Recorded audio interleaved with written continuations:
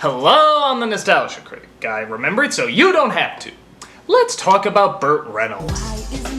In the 70s and 80s, he was one of the biggest stars in the world. With big hits like Longest Yard, Deliverance, and Smokey and the Bandit, Burt was on top of the world. But then his attitude started making headlines. He would go through a messy divorce, get in fights on shows, even slap reporters on air. On top of that, he filed for bankruptcy because of bad investments and an extreme lifestyle. After a while, people stopped hiring him because they were fucking scared shitless of him. Sounds like a perfect guy to put next to a little kid.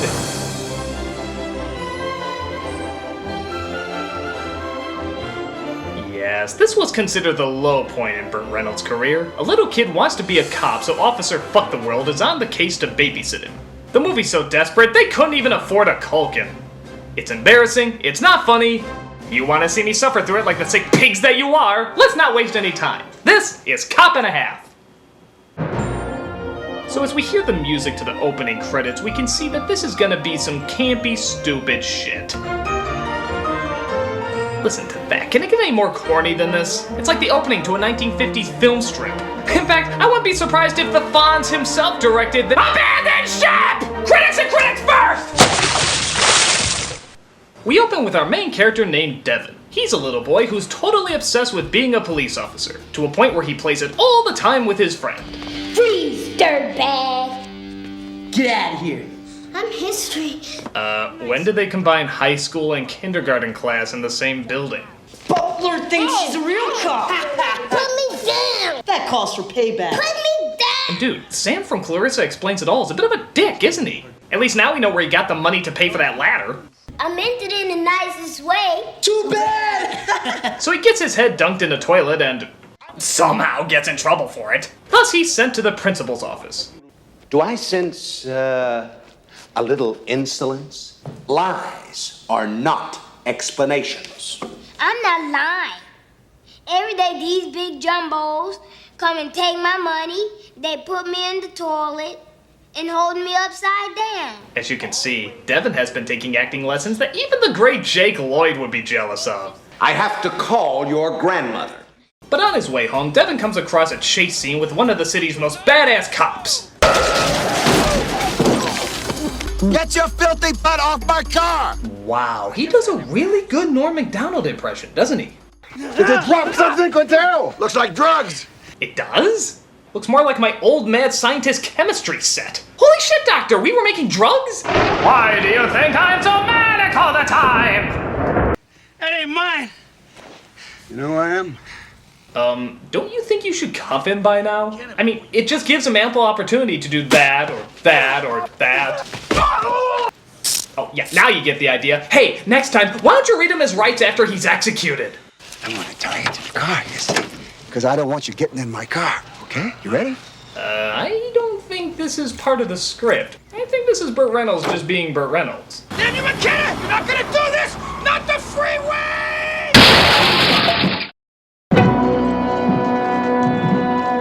So Devin, who of course has no parents and lives with his grandma, has plenty of free time to notice one of the cars Reynolds was chasing and calls the police. Oh wait, I forgot. He is the police, so he goes to solve it himself. Look kid, you're not Penny Gadget. She had a computer book and an IQ of gazillion. You had a bit part in Sisters. I don't think that's gonna get you very far. So he follows the bandits under the cover of dark blue filtered day for night when suddenly he comes across their crime boss. And I use that term very loosely. Well, hey, I'm the type of guy that likes to roam around. They call me the Wanderer. The Wanderer. Yeah, the Wanderer. Whoa, whoa, whoa. I roam around and round and round and round. Round and round and round and round. Hey, boss, you killed me. You are my idol, Mr. Fountain. Okay, which reaction should I go with here? That one's pretty good. That one's not bad either. Nah, I think for this one I'm gonna go with number 2. The what the truckload of Christ look. Yeah, this is the crime boss they follow, the head of this division's mafia. I guess I shouldn't be too surprised. It is Henry Winkler directing it, so I guess it figures they jumped the shark pretty fucking early in the game. Ooh. Joe, there's a fish in here. Get rid of it. You got it, boss. Hey, what are you doing? I never said a word to McKenna. Split splash. Taking a bath. Jesus, these schmucks are making the good feathers look legitimate. all about a Saturday night. Bum, bum, bum, bum, bum. I'm tired already. Get him out of my face. Devin does see a henchman get murdered and writes down the license plate information. This means he's considered a witness by the police department. But there's just one little catch with that. You need me to testify and identify, right? Yes, I'd like to cut a deal. he wants to be a cop. That's right, he won't give the information unless they make him an official cop. No. Why don't you just go ahead and give us that plate number? Make me a cop. Why do you want to be a cop? Look at this guy. Raggedy ass clothes, bad back, bad marriage, bad attitude. Is he talking about the character or Burt Reynolds? There's a shipment of euphoria coming in. Where? Don't know, but I got a name. What's the name? I really want to give you this name. You put me on duty, it's yours. Now, in any other reality, I think we all know exactly how this would go down. I want to be a cop or you don't get any of the information you need. Okay, son, why don't you come with me?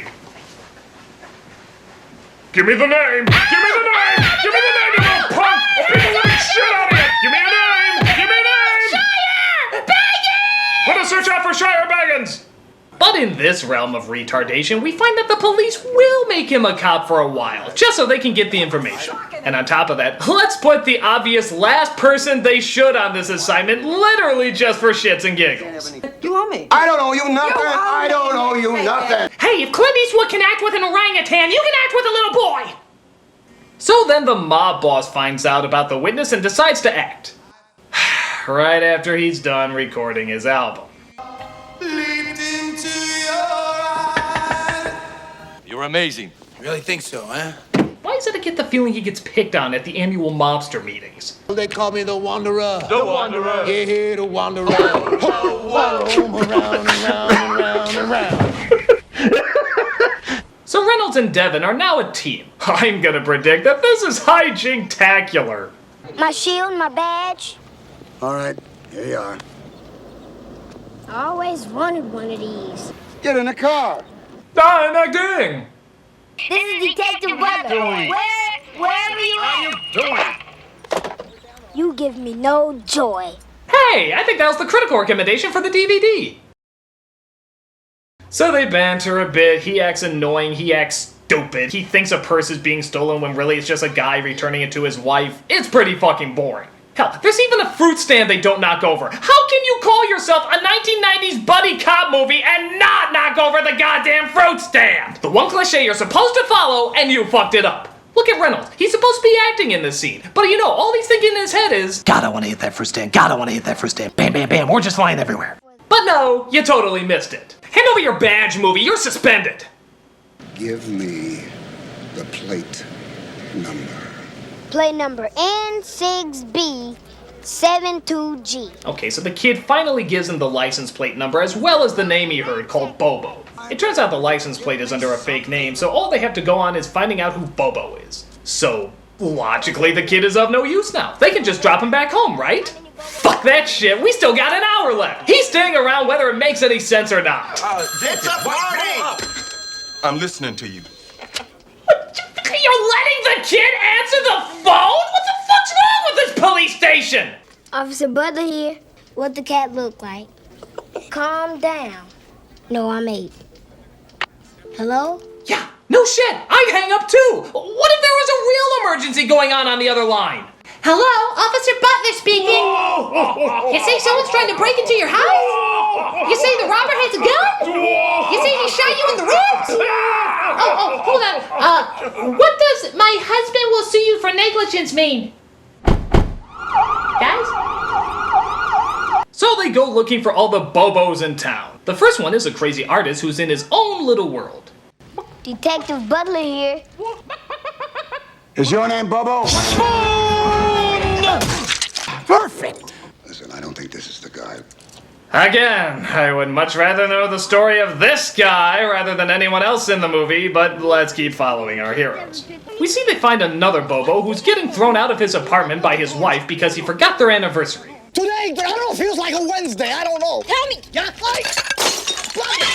Hey, come on, I'm a Danny DeVito decoy here. Don't make me do any more of my New York Italian stereotype. But Devin heads up there and sets everything straight with his unbelievable words of wisdom. You think it's bad he forgot an anniversary? It's not so bad. I have these big jumbos who always throws me in the toilet. You two at least have each other. Yeah, you may be right. Bobo, start up the stairs. Oh, great Devin Llama, feed us more with your enlightenment. Hey, I'm from outer space. So Devin is dropped off at his home, but finds the mob bosses there posing as a school counselor to see if he recognizes him. You recognize me? No, You haven't seen me around school, huh? no. Devin doesn't let on at first, but he eventually figures out that it's him. He does the smart thing and calls the cops to let him know that he came by. So, what now? Put him and his grandma in the witness protection program? Well, how about giving Devin a sleepover with Burt Reynolds and keeping Grandma in the exact same fucking location? No wonder they haven't solved this case yet. These cops are as logical as the justice system in Wonderland. Pickled beets. Oh. Take care of yourself, Devin. I will. On November 13th, Devin Butler was asked to remove himself from his place of residence. That request came from the half-assed police department. With nowhere else to go, he appeared at the home of Dick Cheese actor Burt Reynolds. Several years earlier, Burt's wife threw him out, requesting that he never return. Can two obnoxious personalities share an apartment without driving each other crazy?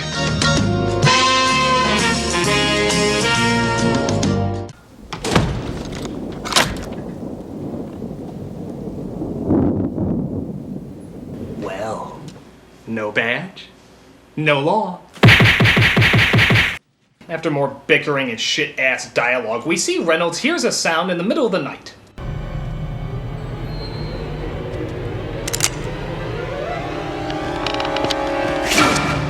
Shoot him! Shoot him! Shoot him! Shoot him! Oh god, we could have ended the movie right there! Now the world don't move to the beat of just one drum.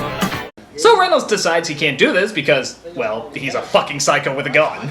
But the chief sees it different. Well, I guess the kid has gotten to you, huh? Give the kid to McPhail. He likes cornflakes in the morning. Aw, he bonded with him because he almost shot him. So another officer gets to look after the kid. One who will most assuredly treat him with much more responsibility than Reynolds did. Book him, Dano. License and registration, please, Mr. Fleming. What's going on here? Officer Butler has full jurisdiction here. Step by your car, please, sir. Oh yeah, this won't draw any attention to the kid at all. Nobody would ever find a little boy pulling over a grown man for speeding suspicious. My god, Dudley fucking Do-Right would follow better protocol than these idiots. I trust my life to a donut before I put it in the hands of these fucking yokels. And I know what you're thinking. Oh, what are the chances of some of the henchmen stumbling across him while he's doing this? Well, guess what? Some of the henchmen stumble across him while he's doing this. Your tax dollars at their fuckest, people! Devin! Wait, what did he say? Devin! Yeah, somebody please help Deborah! Be sure to let Deborah know that he's in Debbie Big Chopper!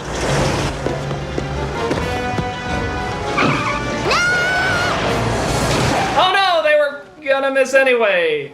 That was just like Miami Vice.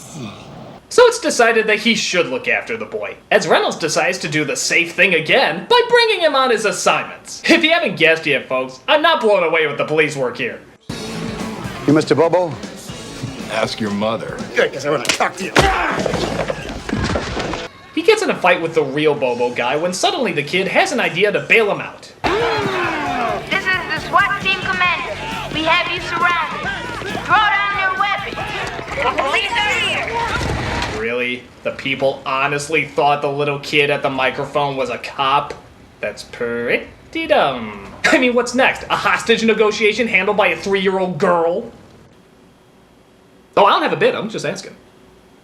So the next day, Reynolds decides again that he's not qualified to look after the kid. I have no ping pong balls that don't go back and forth as much as he does. Are you some kind of bonehead or what? I can't handle this anymore. I cannot handle it anymore. You call this being a father?